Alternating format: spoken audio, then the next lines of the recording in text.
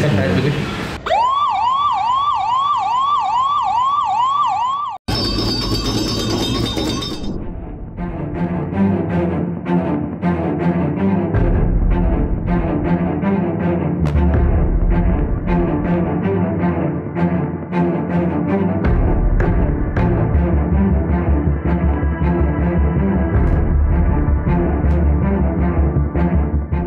त्राणाय सेवामहे हे आपल्या पुणे अग्निशमन दलाचं ब्रीदवाक्य आहे.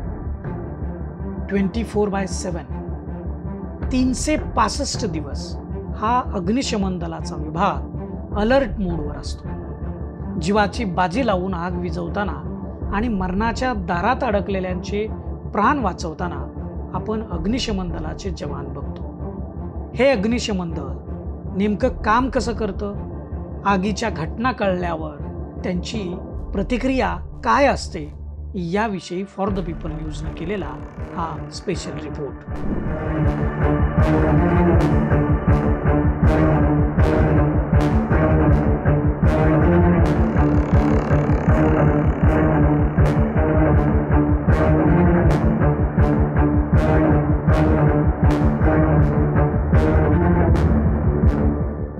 एकशे एक नंबरवर फोन लावला की तो लागतो अग्निशमन दलाला.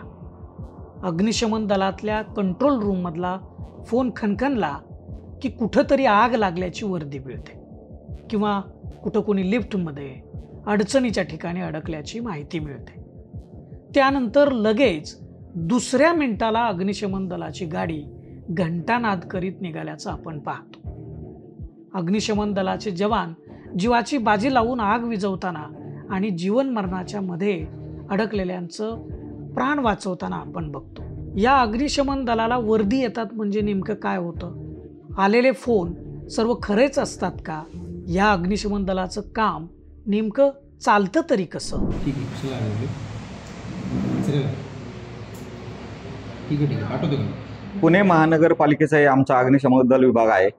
आमच्या अग्निशमन दलाचे जे काम आहे ते 24 आवर्स चालू असतं. याच्यामध्ये मध्यवर्ती अग्निशमन केंद्र आहे आमचं, new timber market, Mahatma Phule पेठ या ठिकाणी. त्यानंतर 20 उपकेंद्र आहेत पुण्याच्या चारही भागामध्ये. मध्यवर्ती अग्निशमन केंद्रामध्ये जे आहे त्या ठिकाणी कंट्रोल रूमचं काम केलं जातं. त्या कंट्रोल रूममध्ये नागरिकांचे फोन येतात आणि त्या फोनवरती जवळच्या परिसरामध्ये, समजा एक उदाहरण दिलं की हडपसर भागामध्ये जर एखादा कॉल असेल तर त्या हडपसर केंद्रामध्ये तो कॉल देऊन परस्पर आमच्याकडनं यंत्रणा पाठवली जाते. 3 शिफ्टमध्ये आमचं काम चालतं. एकूण आमच्या कर्मचाऱ्यांची संख्या 20 अधिकारी आणि 400 जवान आमचे कार्यरत आहेत आज या ठिकाणी.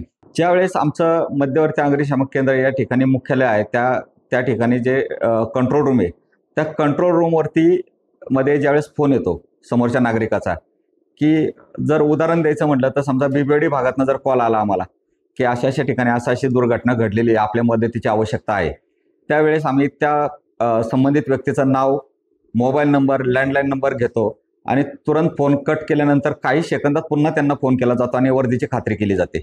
आणि त्याच्यावरती वर्दीची खात्री झाल्यानंतर जवळच्या अग्निशमन केंद्राची गाडी आम्ही ताबडतोब पाठवतो त्या ठिकाणी.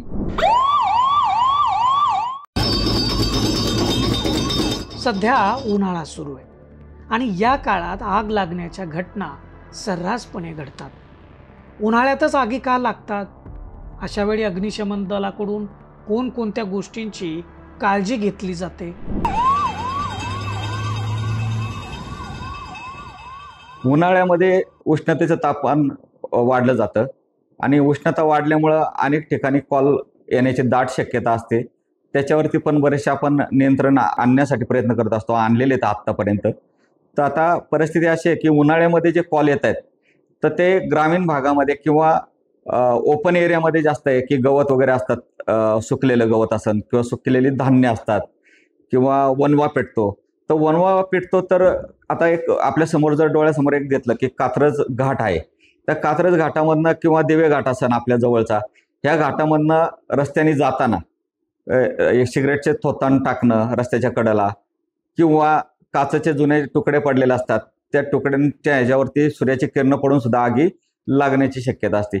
अशा अनेक हलगर्जीपणामुळे पण होतात आणि इतर ह्याच्यामुळे पण तापमानामुळे पण आगी लागू शकतात.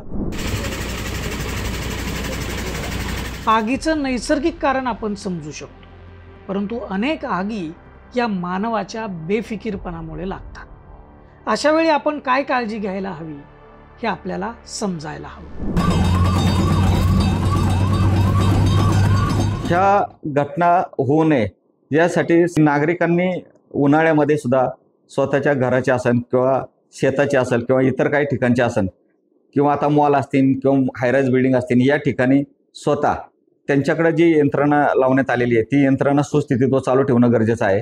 ग्रामीण भागामध्ये शेतकऱ्यांनी रस्त्याच्या कडेने किंवा स्वतःच्या शेतामध्ये की कुठल्याही प्रकारचा इस्तू निखारा म्हणतो आपण तो किंवा काचेचे तुकडे किंवा एखाद्याने सिगरेट टाकू नये, अशा दक्षता घेणं गरजेचं असतं। तर त्या घेतले तर मला नाही वाटत की काही घडू शकेल। आता एक वनव्यासाठी जर आपण विचार केला तर वनव्यासाठी आपल्याकडं जी ग्रामीण भागामध्ये आता आपण पाहिलं असेल की झाडाच्या छोट्या फांद्या तोडून त्या वनव्यावरती आगीवरती मारतात उलट्या दिशेने जाऊन आणि मारल्यानंतर ती आग झाडांच्या फांद्याने पण विझवता येते किंवा ग्रामीण भागातली लोक आपलं जे पोतं असतं गोनपट म्हणतो त्या पोत्याने सुद्धा ओलं करून त्या ठिकाणी त्या आगीवरती मारून त्या आग विझवली जातात। आणि शहरामध्ये तर तुमचे फायर फायटिंगचे इक्विपमेंट उपलब्ध असतात, त्यांनी ते फर्स्ट एड म्हणून विझवले जाते आणि जर आवश्यकता वाटली तर त्या अग्निशमन दलालाही प्राचारण करतात। आग, लिफ्ट व अन्य कुठेही धोक्याच्या ठिकाणी अडकलेल्यांना वाचवण्याचं काम करणारे, जीवितहानीबरोबरच आपली संपत्ती वाचवणाऱ्या या अग्निशमन दलाचं महत्त्व किती आहे हे आपल्याला यातून समजलं असेल। आपली एक बेपर्वाई जीवितहानी व संपत्तीचं नुकसान करू शकते, त्यामुळे आपल्याला आपली कर्तव्य देखील समजली पाहिजे।